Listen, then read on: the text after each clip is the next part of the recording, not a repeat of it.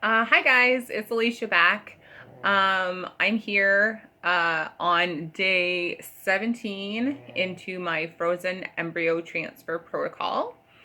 Yeah, and if you saw my first video I posted, actually it was recorded only a few days ago. And that first video, I wasn't sure if I was going to share that video with everyone. I just knew that I was struggling and I wanted to record that. Um, but yeah, obviously I decided to share. So I've decided to share that because um, I feel like when it comes to assisted reproduction, there's quite a community out there of people who are documenting that and their experiences. Um, and yeah, you know what? Like my husband and I have been dealing with infertility for quite a few years, and over those years, uh, I've accessed people sharing their stories, and I've been able to relate to those stories, and I really want to contribute to the community as well. And I just want to thank everybody who has put themselves out there because assisted reproduction is such a complicated process, and it's a very emotional process, and it's a very financial process. Um, but regardless of all of that, you folks who have already, shared your stories have helped me in so many ways. You've helped me in terms of, when we broach the question, do we want to try IUI? Do we want to try IVF? I was able to watch videos and see what that experience looked like.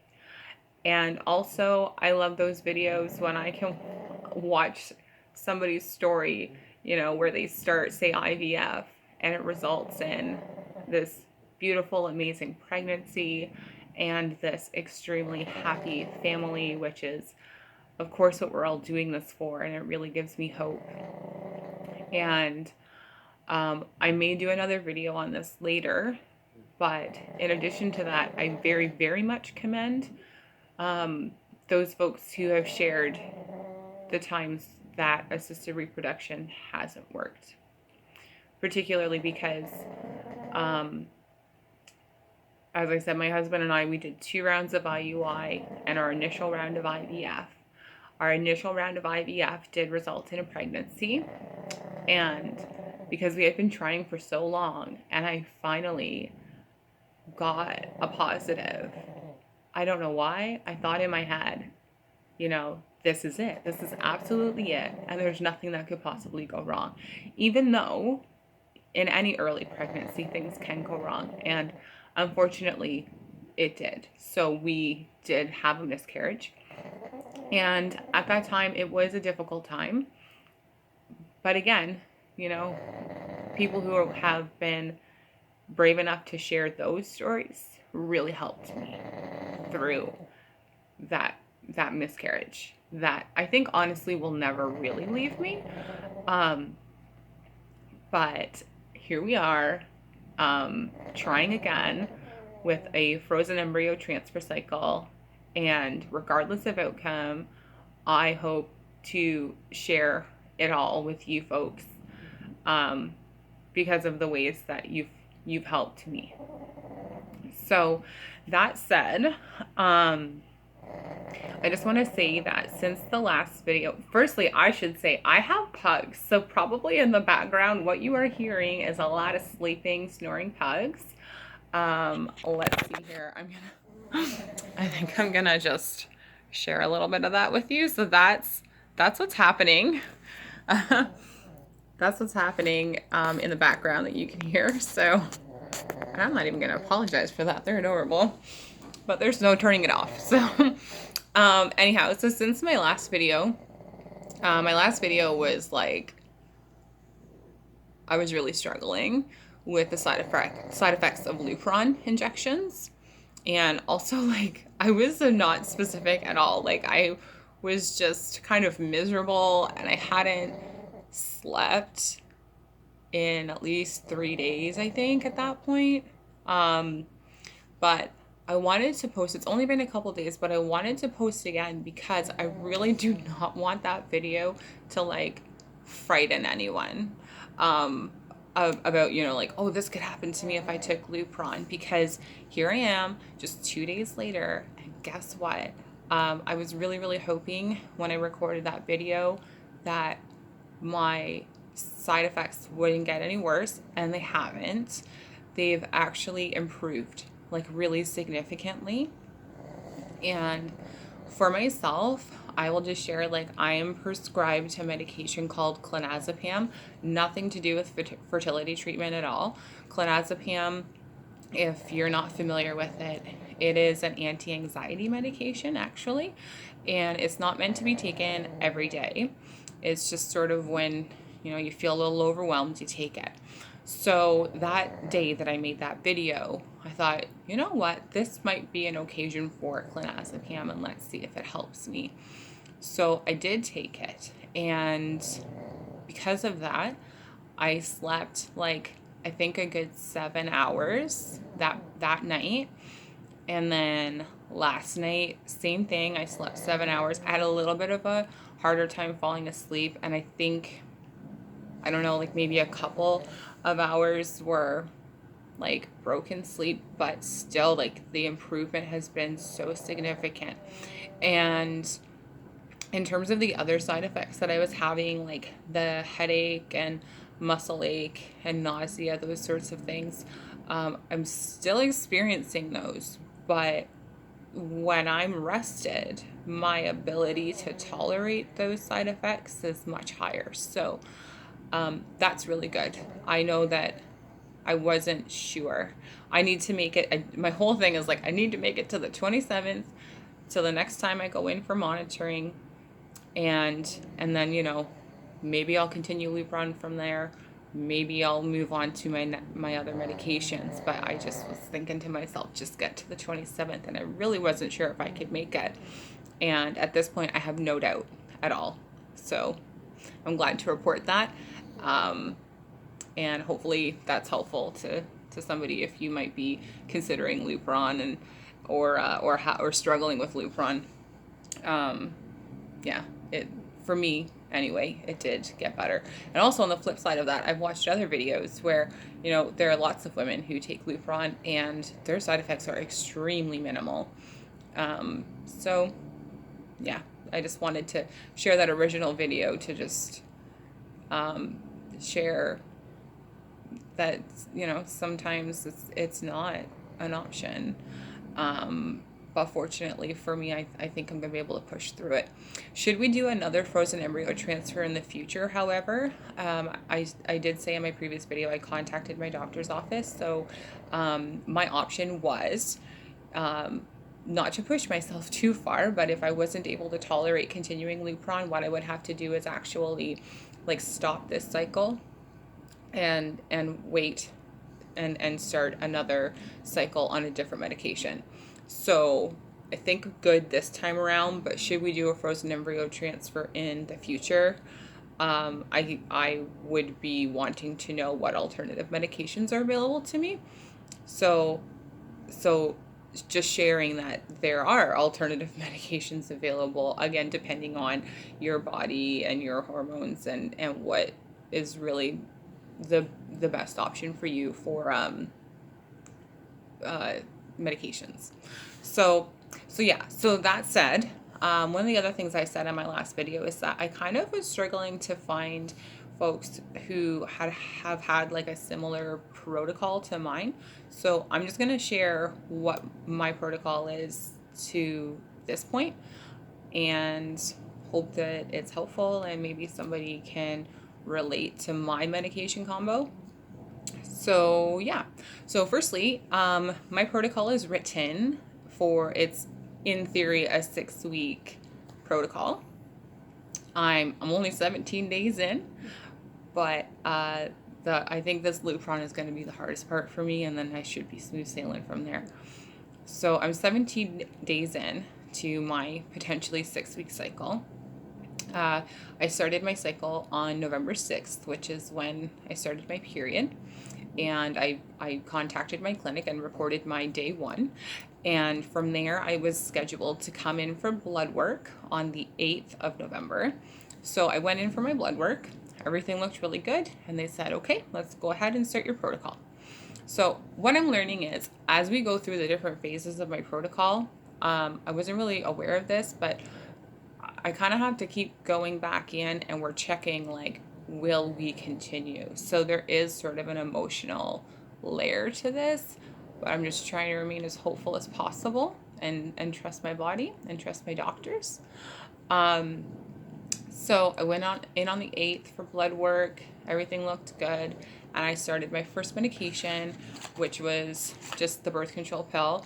This is the brand that my doctor's office uses. So I actually was on the birth control only for 11 days. It was expected that I would be on it for 1 to 2 weeks. And I was on it for 11 days, so I pretty much hit, the marker for that. I started my lupron injections on November 15th. So yeah, how long have I been on it then? Oh, I've been on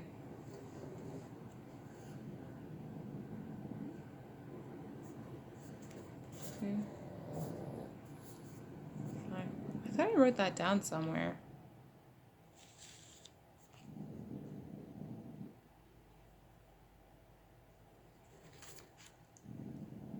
I'm gonna count it out. 1, 2, 3, 4, 5, 6, 7, 8. Today will be my 8th lupron injection.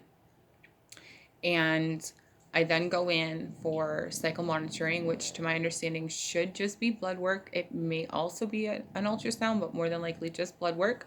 I go in on the 27th for cycle monitoring, so that will put me at 12 lupron injections. And depending on those results, we'll discuss what the next steps will be as far as medications are concerned. And in terms of my protocol, these are the medications I'm sort of waiting for. So I'm going to be taking estrase. Essentially, it's estrogen. I'll be taking that at some point when told to do so from my nurses and doctors. And I will also be taking endometrine, which is essentially progesterone. So that's kind of what I'm waiting for. During our first round of IVF, I have been on both of those medications, and in terms of side effects for myself, like, I would say none, maybe. I don't really think I had any side effects from those medications, so I just really need to get through this lupron portion. And I was also advised that both the birth control pill and the lupron injections, like, you could start a period and that is normal. And up until this point, I haven't had any bleeding. Until today, I just have had a little bit of spotting, but thankfully, my clinic is really good and they kind of let us know what to expect ahead of time as much as possible. So I'm not concerned about it in any way. So that's where I'm at so far. I also wanted just to take a moment to kind of, if somebody's, been written a protocol that includes lupron and you haven't really seen what that looks like yet, I just kind of wanted to quickly share my little package with you. And I made you a video later on of actually doing my injections because I did see a lot of videos of people struggle with injections. They're not easy. But I'm just going to say, like, lupron specifically, people were describing that they had bleeding and bruising and pain, and I haven't had that at my injection sites. And I'm just kind of wondering if that would be because this is my 4th time around, and I've done pretty much all of my injections aside from in a different cycle. I was on progesterone and oil, which is a intermuscular injection, and so you need to be able to get to sort of like your upper glute area, and I just couldn't physically reach it, so my husband did those injections for me.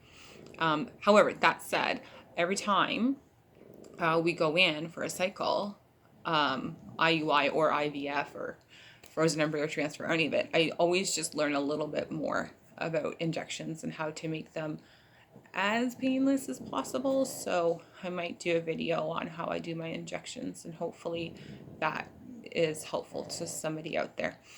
So in terms of the lupron, so this is the box you get, the lupron box. And inside of there, we have a vial of medication, and then your alcohol swabs and your needles. I'm just gonna say, so this is the vial. It's wrapped in foam because it's a light sensitive medication. I'm sorry, I'm stretching out my leg. I'm getting a bit uncomfortable. It's a light sensitive medication, and the vial's just in here. It also needs to be stored in the fridge. So I already have had to travel with this medication, and it's fine. Like, I just have a cooler and I put my ice pack in, and because it's in the foam too, I don't have to worry about it getting like too close to the ice pack or anything. And that's perfectly fine. So yeah, so it's light sensitive, so I'm just going to pull this out quickly. It is, and I asked, obviously it's fine to take it out of the foam to do your draws. So that's how much I have left in there. And if you can see that, no, you can't, but that's okay. Anyway, most of the info's on the box, but that's the vial there. And then I'm just popping that back in. Also, these are the needles that are provided in the kit. And I will be really honest, I don't really like these needles. I find them really difficult when I'm doing my draw. I feel like they're not fully sealed. And did you see how I struggled there with moving the plunger? So I find them really difficult to like get all the air bubbles out. Because it's almost like they're drawing air in. I don't know. Maybe I just have a kind of funny kit or personal preference. I'm not sure. But luckily, my clinic likes to make sure that we have lots of supplies. So I have other needles, and I really like these a lot better. So, and you know what, we'll go into these more when I do my injection video. But yeah, that's lupron in a nutshell, all of the components there. I also just want to say too, like, needles sound scary, but they're not. Like, they're really not once you get used to it. Like, just for reference, like, that's the length of the needle. You do want to put that needle, look, like, it's not, okay, if I could stop picking myself. See, I'm picking myself, I don't even mind. It's barely the width of my pinky finger. And so, yes, it does need to be injected in its entirety, the needle, but it's really not that deep. So it's one of the easier ones. Yeah. So yeah, I don't really know what my next video will be. I haven't ever really shared a story so personal as this before. It may be my injections, or it may just be me touching base after my appointment on the 27th. Where I believe, just blood work and find out my next steps. But yeah, I hope that this is helpful to folks out there. And I'm just going to say, feel free to comment if you have any questions, similar experience. This is just all about creating a sense of community, because assisted reproduction therapy is amazing, that although we struggle, we have options, but at the same time, it can be difficult. And the best way to get through it is, of course, your friends, your family, your loved ones, those who are close to you. But at the end of the day, nobody really understands unless they're walking in your shoes. And there's lots of us out there walking in the same shoes. So let's connect. That's what I say. Anyhow, I'll see you guys on my next video. And I hope you all keep well.